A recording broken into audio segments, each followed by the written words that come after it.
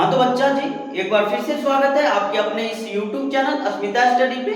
और I hope कि आप लोग बहुत बढ़िया से जो है पढ़ाई कर रहे होंगे, क्योंकि आप लोग के एग्जाम में मात्र जो है 3 महीना बचा हुआ है और आप लोग का सेंटअप एग्जाम भी जो है 11 नवंबर से होने वाले हैं।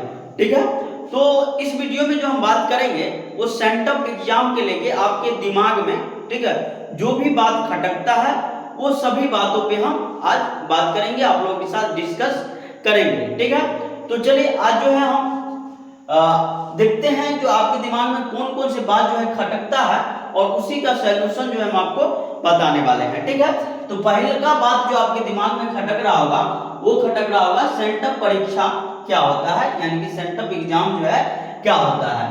उसके बाद जो आपके दिमाग में खटकता है क्या यह परीक्षा देना जरूरी है, यानी कि सेंटअप एग्जाम का जो परीक्षा है, सेंटअप एग्जाम जो है वो देना जरूरी है या फिर नहीं जरूरी है। ठीक है, उसके बाद आपके दिमाग में बात आता होगा अगर परीक्षा नहीं देंगे तो क्या होगा, अगर परीक्षा आप नहीं देते हैं तो क्या होगा। ठीक है, उसके बाद आपके दिमाग में आता होगा क्या मैट्रिक परीक्षा में इसका नंबर जुड़ेगा, यानी कि ये जो आप जो फाइनल परीक्षा देंगे उसमें सेंटअप एग्जाम वाला नंबर जुड़ेगा या फिर नहीं जुड़ेगा। ठीक है, चलिए आगे देखते हैं। अगर इस परीक्षा में पास नहीं किए तो क्या होगा, ये भी दिमाग में आता होगा, ये तो सभी के दिमाग में आता होगा जो अगर इस परीक्षा पास नहीं करेंगे तो क्या होगा। ठीक है, उसके बाद कह रहा इस परीक्षा के लिए तैयारी कहां से करें और कैसे करें, सभी बात पर जो है आप लोगों के साथ विचार करेंगे। सबसे पहले हम जानेंगे सेंटअप एग्जाम क्या होता है। ठीक है, देखिए बिहार बोर्ड जो है प्रत्येक वर्ष जो है सेंटअप एग्जाम लेती है। ठीक है, सेंटअप एग्जाम इसलिए लिया जाता है ताकि विद्यार्थी को जो है फाइनल एग्जाम का पैटर्न जो है पता चले। ठीक है, फाइनल एग्जाम करने का मतलब आप जो वहां एग्जाम जो दीजिएगा, ठीक है, बोर्ड एग्जाम जो 2025 में आप लोग दीजिएगा उसी से आधारित प्रश्न जो है यहाँ पे पूछा जाता है, मतलब उसी पैटर्न पे। सपोज दैट आप मान लीजिए जो अगर आपके यहाँ सेंटअप एग्जाम में जो है 100 ऑब्जेक्टिव देता है, ठीक है, जैसे मान लीजिए हिंदी है, हिंदी में 100 ऑब्जेक्टिव देता है और कहता है बबुआ 50 गो का आंसर देना है, कितना का, 50 गो का, 50 गो का। तो इतना बात समझ जाइए जो अगर 50 बोला ना यहाँ पे आंसर देने के लिए तो वहां भी 100 ऑब्जेक्टिव रहेगा, इतना बात तो फिक्स है। तो यही पैटर्न बताने के लिए जो सेंटअप एग्जाम लिया जाता है और विद्यार्थी के अंदर से जो है थोड़ा भय खत्म करने के लिए, एग्जाम का भय खत्म करने के लिए जो है सेंटअप एग्जाम लिया जाता है। तो आई होप कि आप लोग समझ गए होंगे जो सेंटअप एग्जाम क्या होता है। इतना बात समझ आइए कि सेंटअप एग्जाम इसलिए लिया जाता है ताकि बच्चा को ये पता चल सके जो फाइनल परीक्षा होगा, फाइनल एग्जाम होगा, उसमें कैसा प्रश्न रहेगा, कितना ऑब्जेक्टिव कितना रहेगा, सब्जेक्टिव कितना रहेगा, ये सब पता चल सके। ठीक है, तो इसलिए जो है सेंटअप एग्जाम लिया जाता है, कोई दिक्कत नहीं। चलिए आगे बढ़ते हैं। अगला जो है आपका आगे है क्या यह परीक्षा देना जरूरी है। हाँ देखिए ये जो है 2 नंबर क्वेश्चन है आपका, जो आपके दिमाग में आता होगा कि क्या यह सेंटअप एग्जाम जो है देना जरूरी है। हाँ तो भैया ये एग्जाम देना जो है बहुत ही जरूरी है। ठीक है, आप जहाँ कहीं भी है, कुछ बच्चे जो है शहर में जाके पढ़ते हैं या कुछ बच्चे जो है कोई नानी का जाके पढ़ता है, नानी गाँव जो होता है, ठीक है, वहाँ पे जाके पढ़ते हैं।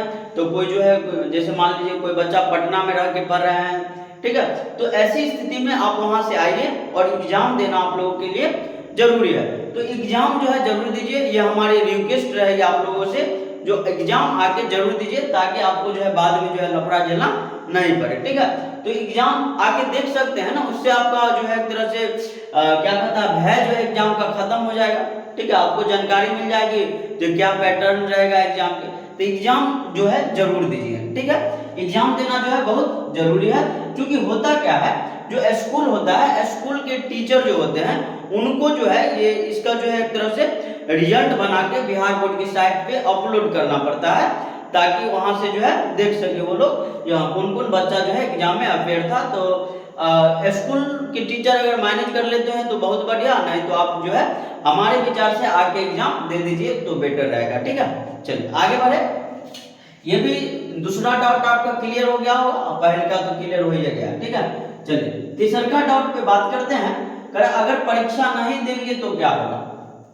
ठीक है ना, अगर परीक्षा नहीं देंगे तो क्या होगा। देखिए परीक्षा काहे नहीं दीजिएगा, परीक्षा देना जो है बहुत जरूरी है। ठीक है, परीक्षा देना जो है बहुत जरूरी है, ठीक है। तो परीक्षा आके दीजिए, बढ़िया रहेगा। और अगर परीक्षा नहीं दीजिएगा तो आपको, अगर आपका जो स्कूल है वो अगर वहाँ पे रिजल्ट बना के नहीं भेजेगा तो आपको जो है फाइनल एग्जाम में बैठने नहीं दिया जाएगा। ये बात सुन लीजिए, ठीक है। क्या, अगर परीक्षा नहीं दीजिएगा और आपका स्कूल आपका रिजल्ट बना के वहाँ नहीं भेजे, जो हम पीछे बताए थे, जो साइट पे जो है अपलोड करना पड़ता है, अगर अपलोड नहीं हुआ तो आपको एग्जाम में नहीं बैठने दिया जाएगा। क्लियर है? चलिए, तो इसलिए आपको जो है एग्जाम देना जो है हर हाल में जो है जरूरी है, ठीक है। चलिए, अगला क्वेश्चन जो है, अगला जो डाउट है आपका, कह मैट्रिक परीक्षा में इसका नंबर जुड़ेगा, तो ये एकदम नहीं जुड़ेगा, ठीक है, एकदम नहीं जुड़ेगा, ठीक है। इससे मैट्रिक फाइनल परीक्षा का जो है नंबर से कोई लेना देना नहीं है। इसके बाद जो आपका प्रैक्टिकल एग्जाम होगा उसमें जो है नंबर जुड़ेगा, ठीक है, उसका नंबर जो है जुड़ता है, ठीक है। जो आपका एसएसटी का होगा, एसएसटी में जो सोशल साइंस है आपका, और उसके बाद जो साइंस का, इसमें प्रैक्टिकल होता है, शायद 20 नंबर का होता है बिहार बोर्ड वाले का मैट्रिक में, ठीक है। और इंटर में जो है 30 नंबर का होता है, जैसे बायोलॉजी हो गया और उसके बाद होम साइंस होता है, ये सब में जो है आपका 30-30 नंबर का होता है। तो वो स्कूल जो आपको देती है प्रैक्टिकल का जो नंबर होता है। चलिए आगे देखते हैं। ये डाउट आपका क्लियर हो गया जी, क्या परीक्षा में इसका नंबर जुड़ेगा? तो नहीं जुड़ेगा भैया, ठीक है। चलिए आगे देख लेते हैं।